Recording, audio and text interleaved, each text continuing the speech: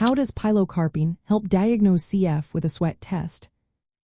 Imagine trying to find out if someone has cystic fibrosis by checking how much salt is in their sweat. Pilocarpine plays a key role in making this possible.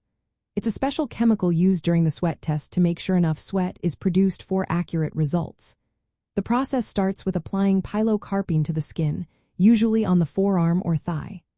Then, a gentle electrical current, called Iontophoresis, drives the pilocarpine into the sweat glands. This electrical stimulation causes the glands to produce sweat more actively.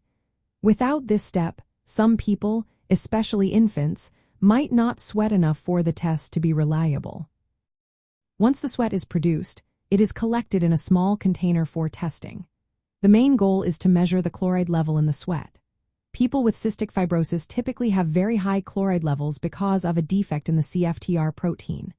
This protein helps regulate salt transport in cells, and when it doesn't work properly, salt builds up in the sweat. A chloride level of 60 millimoles per liter or higher usually indicates cystic fibrosis. If the level is below 30 millimoles per liter, it's unlikely the person has CF.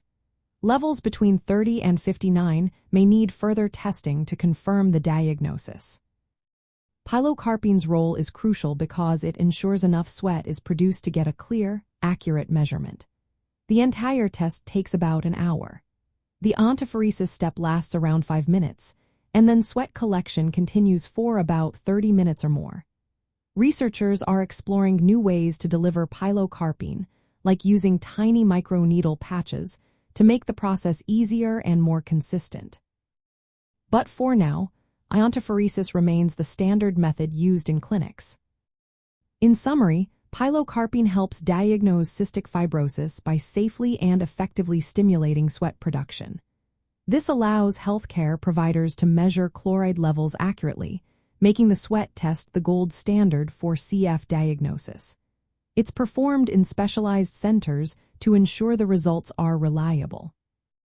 Always remember, if you or someone you know is undergoing testing, it's important to discuss the results with a healthcare professional who can interpret them in the context of the full medical picture.